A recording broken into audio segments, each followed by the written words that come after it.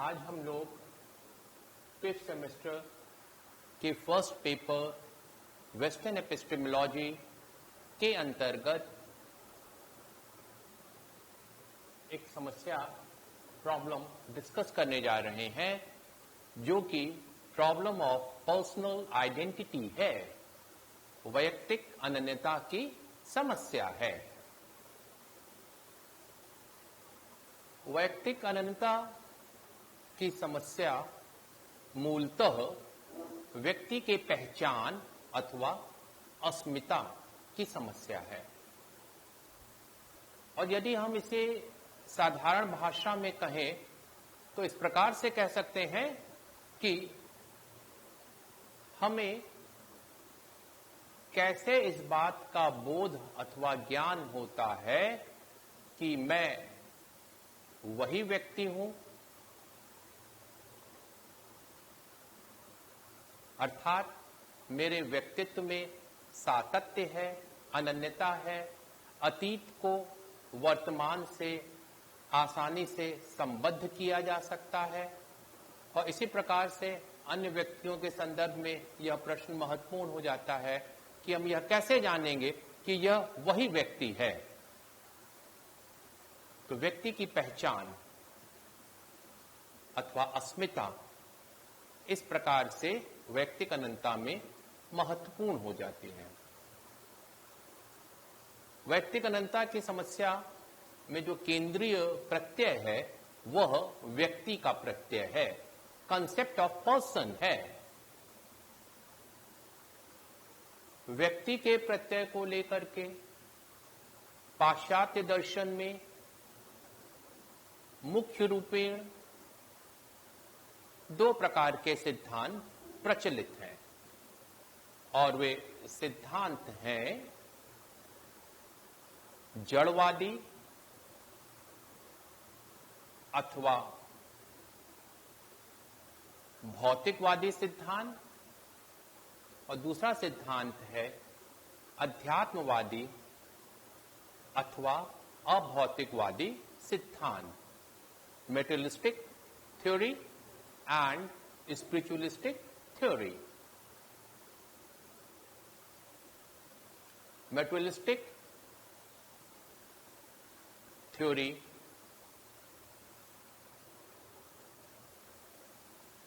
के अनुसार व्यक्ति जड़ स्वरूप है, अर्थात उसकी भौतिक सत्ता है। और इस प्रकार से भौतिकवादी अथवा जड़वादी विचारक यह स्वीकार करेंगे कि चेतना अथवा विचार अथवा मन जड़ तत्व का उपविकार है। Consciousness is a byproduct of matter, and here we accept the primacy of matter over consciousness. यहां हम चेतना के ऊपर जड़ को अधिक महत्व देते हैं। जड़वादी सिद्धांत का ठीक विरोधी सिद्धांत अध्यात्मवादी अथवा अभौतिकवादी स्पिरिचुअलिस्टिक थ्योरी है, जिसके अनुसार भौतिक अथवा शरीर एवं आत्मा अथवा मन की यदि हम तुलना करें तो यह पाएंगे कि आत्मा अथवा मन प्राथमिक दृष्टि से अधिक मूल्यवान है, क्योंकि आत्मा शाश्वत, नित्य, अपरिवर्तनशील है, जबकि शरीर अथवा जड़ वस्तुएं परिवर्तनशील है और नाशवान है।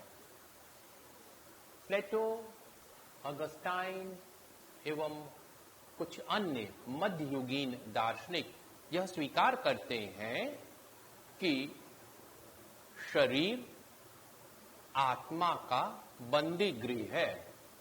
Body is the prison house of soul और सेल्फ। यदि हम गंभीरता से विश्लेषण करें तो यह पाएंगे कि व्यक्ति के संदर्भ में ये जो दोनों प्रचलित सिद्धांत हैं स्वयं में एकांगी हैं।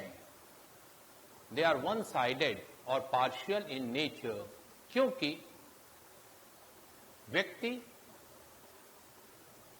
वस्तुतः मनोदैहिक समष्टि है। Person is psychophysical organism. ना तो वह केवल शरीर है और ना ही आत्मा है, अपितु मनुष्य में दोनों का समावेश होता है, जिसे हम व्यक्ति कहते हैं।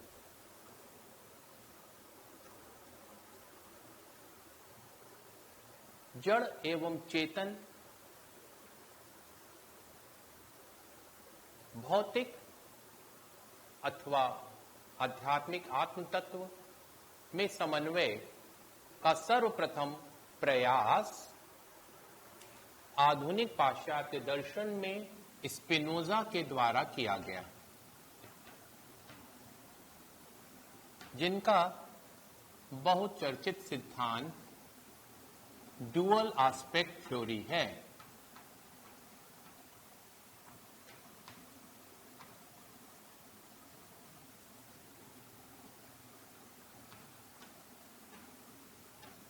द्विपक्षीय सिद्धांत है, जिसके अनुसार मानसिक एवं भौतिक घटनाएं अथवा अवस्थाएं एक ही द्रव्य के दो पक्ष हैं, आयाम हैं, एस्पेक्ट हैं, और इस प्रकार से हम जब मनुष्य को व्यक्ति कहते हैं तो इसका अर्थ यह हुआ कि वह मनोदैहिक विकारों का पुंज है। समकालीन पाश्चात्य दर्शन में इस प्रकार के समन्वयात्मक विचार को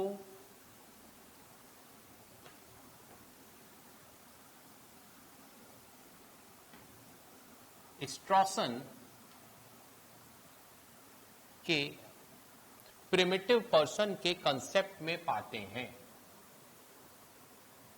व्यक्ति के आद्य प्रत्यय में पाते हैं, क्योंकि उनका यह मानना है कि व्यक्ति के प्रत्यय के अंतर्गत केवल भौतिक अवस्था और केवल मानसिक अवस्था ही नहीं पाई जाती है, अपितु इसके अंतर्गत इन दोनों का समावेश होता है। और वे अपनी बात को इस रूप में प्रस्तुत करते हैं कि व्यक्ति के प्रत्यय में मानसिक अथवा चैतन्य का गुण, जिसे वे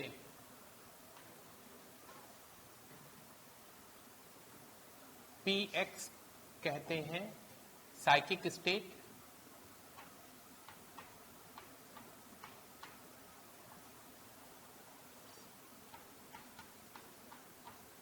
एवं MX शारीरिक गुण को पाते हैं। अतः व्यक्ति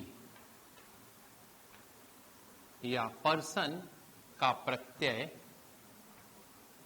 sigma PX dot sigma MX है, अर्थात व्यक्ति के प्रत्यय में मानसिक एवं शारीरिक दोनों प्रकार के गुणों का समावेश होता है। वैयक्तिक अनंतता की समस्या के अंतर्गत बुद्धिवादी दार्शनिक डेकार्ट के विचार एवं अनुभववादी दार्शनिक ह्यूम के विचार अत्यंत महत्वपूर्ण हैं, जिन्हें क्रमशः स्वामित्व का सिद्धांत, ओनरशिप थ्योरी, और अस्वामित्व का सिद्धांत, नो ओनरशिप थ्योरी कहा जाता है। डेकार्ट के स्वामित्व के सिद्धांत के अंतर्गत यह स्वीकार किया गया है कि जो हमारी मानसिक और शारीरिक अवस्थाएं हैं, अनुभूतियां हैं, उनका कोई ना कोई स्वामी अथवा अधिष्ठान अवश्य होना चाहिए। There must be some ground or substratum on which we do have material or physical as well as mental properties or experiences.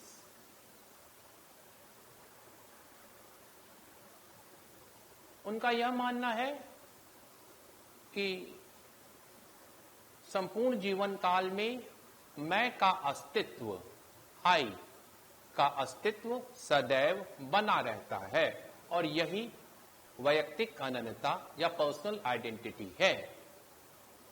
जबकि हम सभी जानते हैं कि मनुष्य के जीवन काल में मानसिक अवस्थाएं और शारीरिक अवस्थाएं परिवर्तनशील है, किंतु मैं या व्यक्ति का प्रत्यय अपरिवर्तनशील है। अर्थात यहां हम सातत्य अथवा निरंतरता को पाते हैं।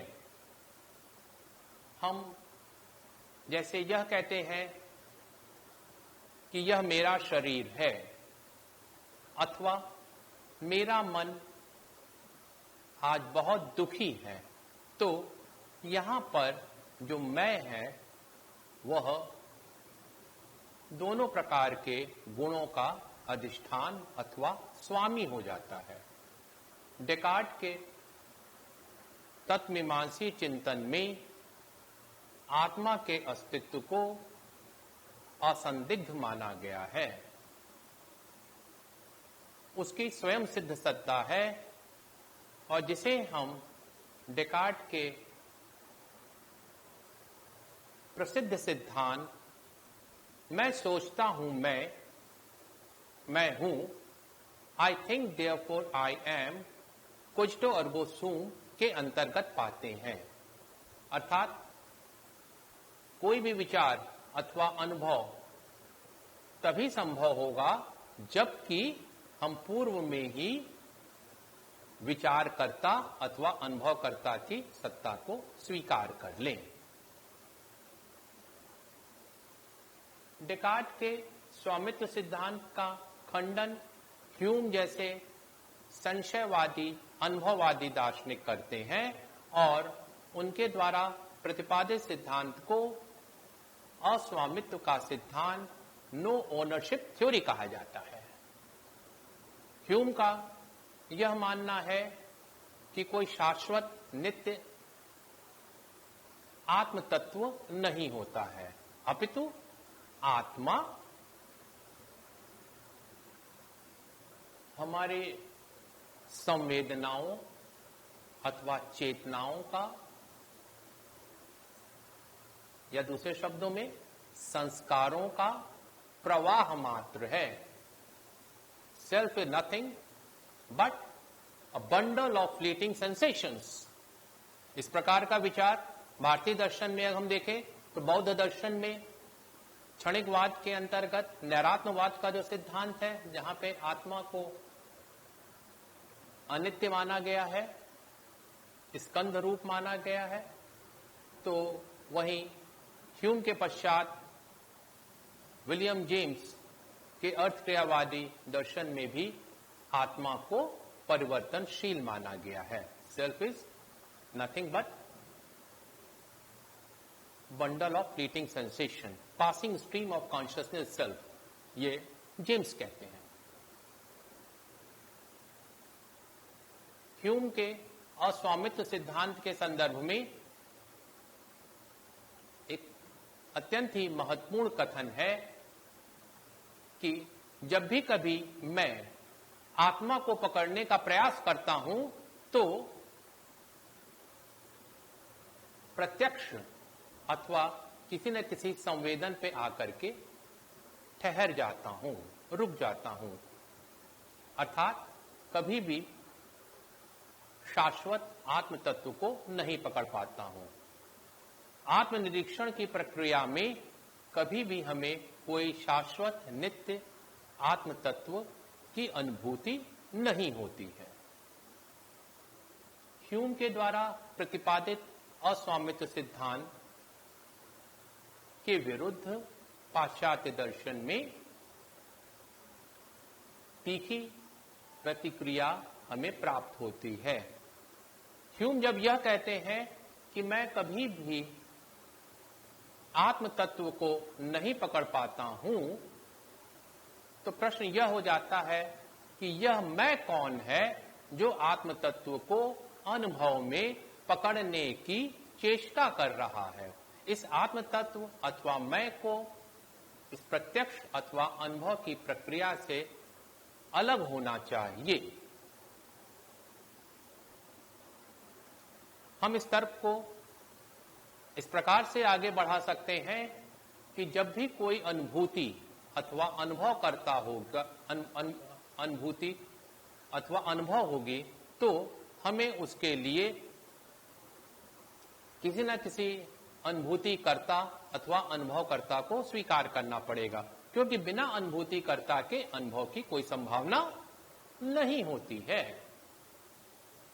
ह्यूम के अस्वामित्व सिद्धांत को स्वीकार करने में एक अन्य दार्शनिक समस्या यह है कि यदि हम किसी शाश्वत नित्य आत्मा को नहीं मानते हैं, व्यक्ति सतत परिवर्तनशील है, तो फिर हम किसी व्यक्ति को उसके कर्मों के लिए किस प्रकार से नैतिक दृष्टि से उत्तरदायी ठहरा सकेंगे। वैयक्तिक अनंतता की समस्या के दो महत्वपूर्ण आयाम हैं, जो कि क्रमशः मेटाफिजिकल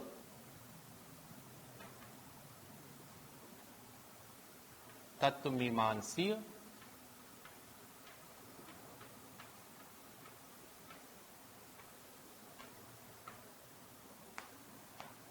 एवं दूसरा एपिस्टेमोलॉजिकल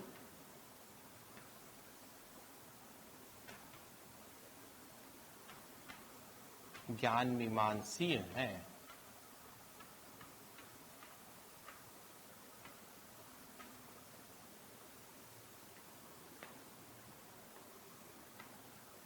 व्यक्तिक अनंतता के तत्वमीमांसी आयाम के अंतर्गत यह प्रश्न महत्वपूर्ण हो जाता है कि वह कौन सी सत्ता है जो कि वैयक्तिक अनंतता के लिए उत्तरदायी है, अर्थात किसी व्यक्ति के निर्बाध अस्तित्व अथवा सातत्व के लिए किसी न किसी शाश्वत अथवा नित्य तत्व को स्वीकार करना पड़ेगा।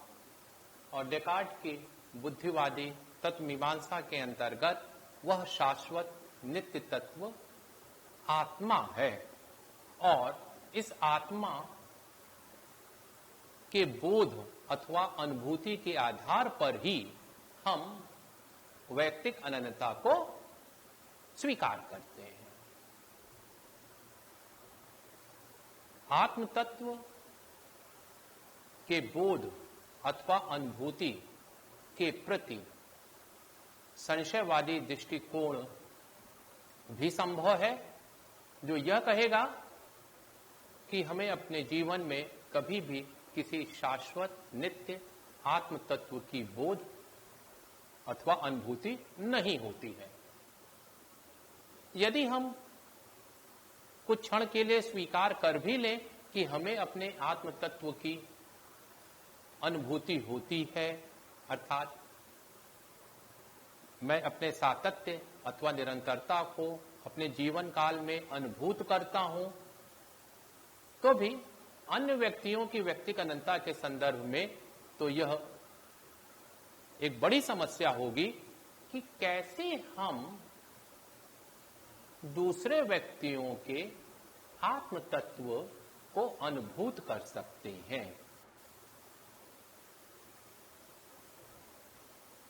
व्यक्तिगत अनंतता के ज्ञान मीमांसीय पक्ष अथवा आयाम के अंतर्गत जो महत्वपूर्ण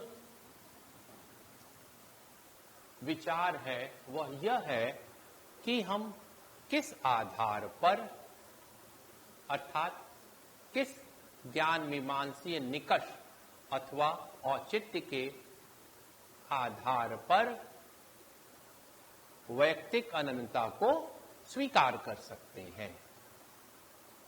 What can be the criteria to accept personal identity? इस प्रश्न के उत्तर में हम यह पाते हैं कि दो प्रकार के निकष संभव हैं, और वह जो दो प्रकार के निकष हैं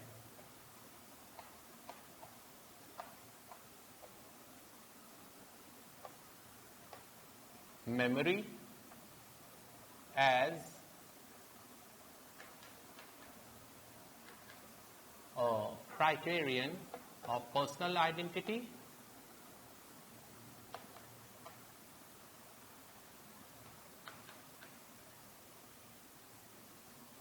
स्मृति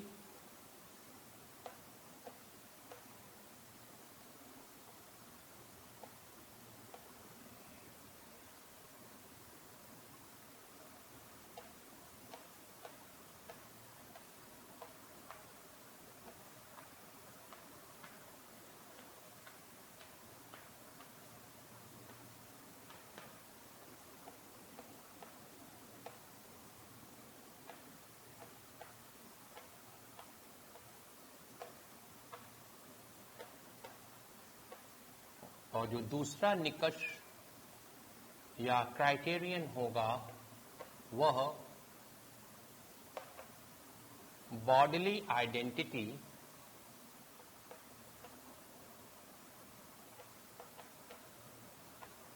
और कंटिन्यूटी है।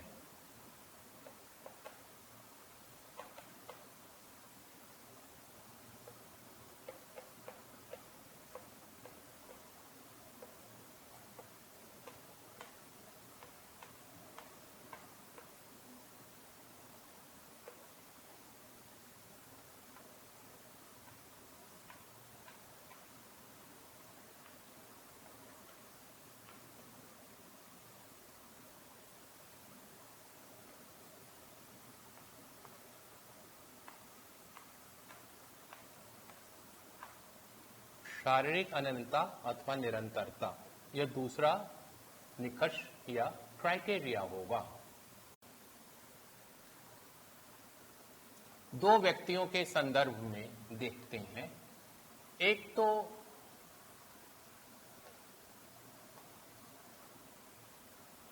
Personal identity of first person,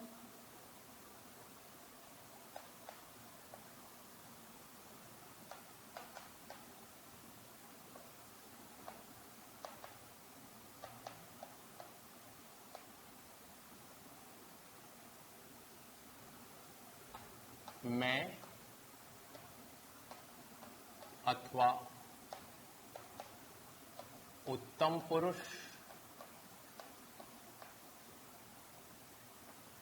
की वैयक्तिक अनंतता,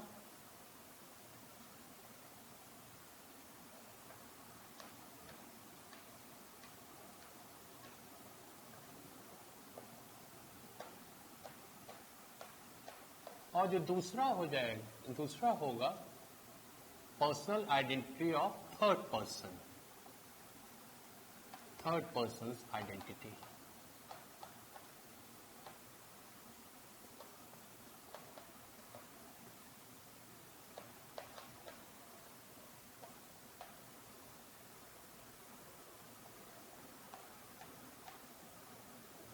अन्य व्यक्ति अथवा अन्य पुरुष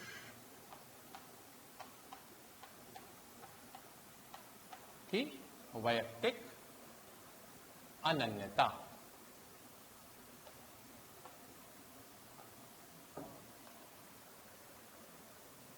पहले हम लोग मैं अथवा उत्तम पुरुष के व्यक्तिक अनन्यता की चर्चा करेंगे। Personal identity of first person.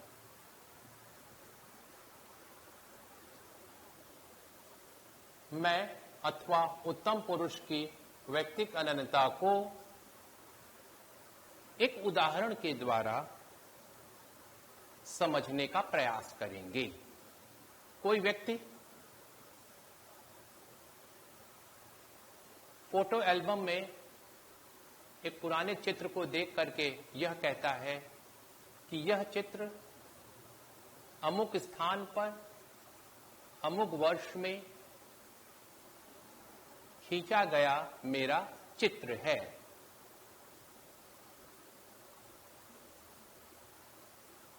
तो यहां पर जो हम फोटो को आइडेंटिफाई करके कह रहे हैं कि यह मेरा फोटोग्राफ इस वर्ष का इस समय का खींचा गया है फोटो है, तो यह कैसे संभव होता है? तो इसका बड़ा स्पष्ट उत्तर होगा कि इस प्रकार की व्यक्तिक अनन्यता, मैं की व्यक्तिक अनन्यता का जो आधार है वह शारीरिक अनन्यता अथवा निरंतरता है, बॉडली आइडेंटिटी है या बॉडली कंटिन्यूटी है। क्योंकि अगर शारीरिक अनन्यता या निरंतरता ना हो तो फिर स्वयं की पहचान करना मुश्किल हो जाएगा। शरीर के साथ जो हमारा संबंध होता है वह जन्म से लेकर मृत्यु तक होता है और हम शरीर के सभी प्रकार की भौतिक और मानसिक अवस्थाओं का अनुभव करते हैं।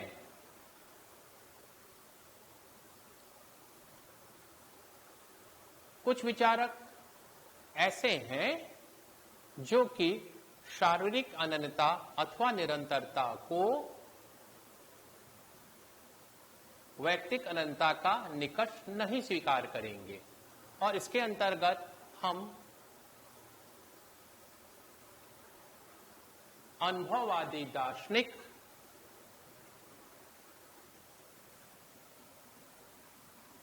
लॉक एवं ह्यूम को पाते हैं। लॉक के अनुसार वैयक्तिक अनन्यता का एकमात्र निकष स्मृति ही होता है, क्योंकि स्मृति के आधार पर ही हम अपने अतीत के कर्म एवं वर्तमान के कर्म में निरंतरता को स्थापित करते हैं। यदि स्मृति ना हो तो फिर जो मानसिक अवस्थाएं हैं अथवा जो चेतना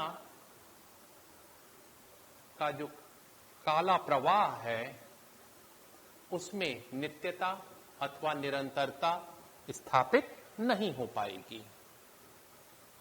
ह्यूम जैसे दार्शनिक भी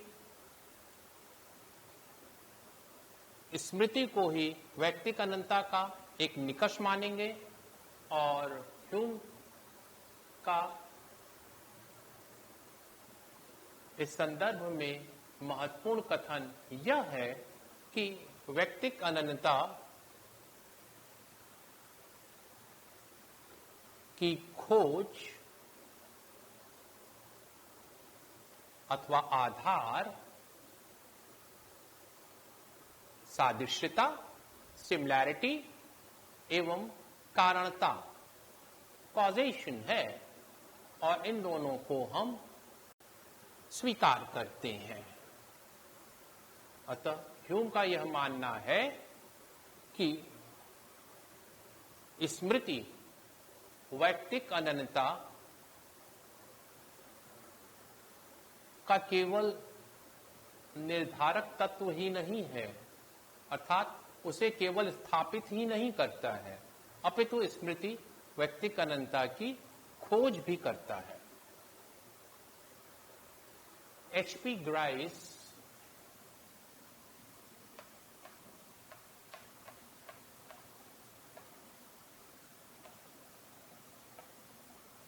का यह मानना है कि आत्मा एक तार्किक संरचना है जिसे स्मृति के आधार पर परिभाषित किया जा सकता है।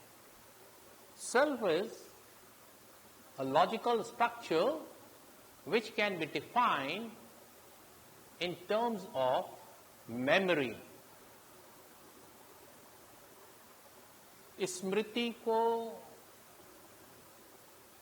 वैयक्तिक अनंतता के निकष के रूप में स्वीकार करने पर एक समस्या हमारे समक्ष उपस्थित होती है, और वह समस्या स्मृति लोप, एमनेशिया की है। स्मृति लोप या एमनेशिया की अवस्था में हम यह पाते हैं कि व्यक्ति अपनी पूर्व की स्मृति को खो देता है, अर्थात उसे अतीत की घटनाओं का कोई बोध अथवा ज्ञान नहीं होता है। किंतु अतीत की घटनाओं का बोध न होना या स्मृति लोप का होना, लॉस ऑफ मेमोरी या एमनेशिया का होना, यह तो नहीं सिद्ध करेगा कि व्यक्तित्व विघटित हो गया है।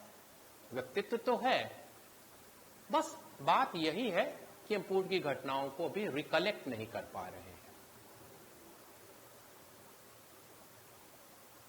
सच बात तो यह है कि जहां तक मैं अथवा उत्तम पुरुष की व्यक्तिक अनंतता का प्रश्न है, उसके लिए तो किसी निकष की आवश्यकता ही नहीं होती है। क्यों? क्योंकि स्वयं की वैयक्तिक अनंतता का अनुभव तो हम कर ही रहे हैं। उसके लिए किसी प्रमाण अथवा साक्ष्य अथवा निकष की क्या आवश्यकता है? हाँ, निकष की आवश्यकता अन्य व्यक्तियों के वैयक्तिक अनंतता के संदर्भ में है। जब हम थर्ड पर्सन की आइडेंटिटी, पर्सनल आइडेंटिटी की बात करेंगे, तो वहां पर हमें डिफरेंट क्राइटेरिया की जरूरत पड़ेगी। लेकिन जहां तक फर्स्ट पर्सन की पर्सनल आइडेंटिटी है, तो that needs no criteria, it is self evident. अन्य व्यक्ति अथवा अन्य पुरुष की व्यक्तिगत अनंतता को हम एक उदाहरण से समझेंगे। जैसे मैं यह कहूं कि आज महाविद्यालय में जो व्यक्ति दिखलाई पड़ा है, वह वही व्यक्ति है जो कि एक माह पूर्व बनारस में हत्या के मुकदमे में वांछित है। अब आप ये प्रश्न करेंगे कि आप ये कैसे आइडेंटिफाई कर रहे हैं, कैसे पहचान रहे हैं कि यह वही व्यक्ति है, देवदत्त है, जो कि एक महीना पहले हत्या के केस में वांछित है, आरोपी है, और आज ये महाविद्यालय प्रांगण में दिखलाई पड़ रहा है?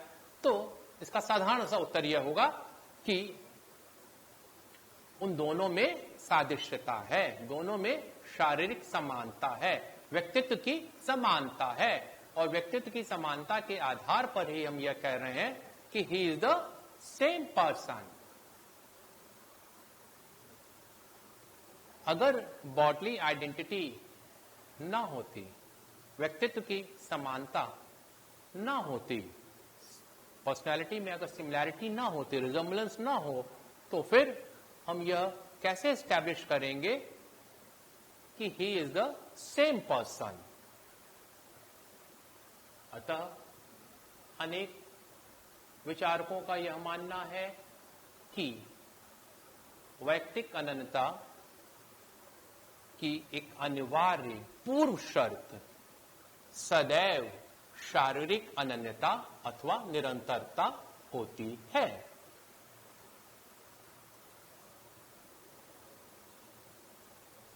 शारीरिक अनन्यता अथवा निरंतरता को क्या हम वैयक्तिक अनन्यता की अनिवार्य एवं पर्याप्त शर्त के रूप में स्वीकार कर सकते हैं? तो इस प्रश्न के उत्तर के रूप में हम यह पाते हैं कि इसे स्वीकार करने में कुछ समस्या तो है, और जिसमें सबसे प्रमुख समस्या सह व्यक्तित्व की संभावना है, पॉसिबिलिटी ऑफ को पर्सनैलिटी है। सह व्यक्तित्व की संभावना का जो उदाहरण दिया जाता है देश है, अर्थात यह संभव है कि कोई दो व्यक्ति एक ही शरीर से संबद्ध हो जाएं। पर काया प्रवेश शंकराचार्य के संदर्भ में एक घटना मानी जाती है, उसकी सत्यता पर हम विचार नहीं करेंगे, जहां पर शंकराचार्य और मंडन मिश्र का संवाद होता है, और जब मंडन मिश्र पराजित हो जाते हैं तो उनकी पत्नी कहती हैं कि मेरे पति तब पराजित माने जाएंगे जबकि शंकराचार्य जो है मेरे प्रश्नों का भी उत्तर दें। तो वह ऐसे प्रश्नों को करती है जिसका उत्तर एक सन्यासी नहीं दे सकता है। तो ऐसी स्थिति में तो उस समय एक राजा की मृत्यु हुई और शंकराचार्य उसके शरीर में प्रवेश करते हैं, उनकी शंकराचार्य की आत्मा राजा के शरीर में प्रवेश करती है, और कहा जाता है कि वह कुछ समय तक राजा के रूप में रहते हुए जीवन यापन करके वो पुनः शंकराचार्य जब आते हैं तो वो उन प्रश्नों का उत्तर देता है। तो ये एक परकाया का एक उदाहरण होगा। तो यदि अगर सव्यक्तित्व की संभावना बनेगी तो शारीरिक अनन्यता को हम कैसे निकष मान सकते हैं। दूसरी समस्या जो है शारीरिक अनन्यता को निकष मानने में यह है कि मनुष्य का या व्यक्ति का शरीर धारण करना एक आपातिक तथ्य है। It is a contingent fact to have a body, क्योंकि यह तर्कतः संभव है कि शरीर रहित व्यक्तित्व हो। उदाहरण के तौर पर प्रेतात्माओं का अस्तित्व, एग्जिस्टेंस ऑफ घोस्ट, या फिर कोई जादूगर अपनी जादूगरी की क्रिया स्टेज पर परफॉर्म करता है, तो वो सही तो नहीं होती है। स्टेज परफॉर्मेंस में जैसे कि जादूगर के द्वारा आरी से किसी व्यक्ति को काटते हुए दिखाया जाना, और ब्लड का दिखना, चीखना चिल्लाना, जबकि वह सब केवल मैजिक का शो है। तो फिर यदि शरीर का धारण करना एक आपातिक तथ्य है तो फिर शारीरिक अनन्यता को व्यक्तिगत अनन्यता के निकष के रूप में कैसे स्वीकार कर सकते हैं। और एक तीसरा जो शारीरिक अनन्यता के विरुद्ध में तर्क यह है कि शल्य चिकित्सा में वर्तमान में बहुत प्रगति की है, यहां तक कि अंग का प्रत्यारोपण भी संभव है। माने एक व्यक्ति से दूसरे व्यक्ति में महत्वपूर्ण अंगों को प्रत्यारोपित किया जाता है। जैसे वह चाहे लिवर ट्रांसप्लांट हो, चाहे वो हार्ट ट्रांसप्लांट की बात हो, चाहे वो ब्रेन ट्रांसप्लांट की बात हो। तो यदि इस प्रकार से शरीर के महत्वपूर्ण अंग को एक व्यक्ति से दूसरे व्यक्ति में प्रत्यारोपित किया जा सकता है, तो इससे यह तो सिद्ध होता है कि मनुष्य के शरीर में समानता है या एक शारीरिक निरंतरता है, बॉडली आइडेंटिटी है। किंतु यदि किसी एक व्यक्ति का मस्तिष्क दूसरे व्यक्ति के में प्रत्यारोपित किया जाए तो विचार प्रक्रिया भी बदल जाने की संभावना है, उसके आचरण व्यवहार में भी परिवर्तन की संभावना होगी। तो फिर व्यक्तिक अनंतता किस रूप में अक्षुण्ण रहेगी। अंत में हम निष्कर्ष रूपेण यह कह सकते हैं कि जो व्यक्तिक अनंतता के दो निकष स्मृति एवं शारीरिक अनंतता अथवा निरंतरता है, वे एक दूसरे के व्यावर्तक न होकर के अपितु एक दूसरे के पूरक हैं। अथवा दूसरे शब्दों में व्यक्तिक अनंतता को स्थापित करने के लिए हमें दोनों प्रकार के निकष माने स्मृति, तो वहीं दूसरी ओर शारीरिक अनंतता अथवा निरंतरता की आवश्यकता होती है। एक के अभाव में व्यक्तिक अनंतता स्थापित करना संभव नहीं है। Thank you.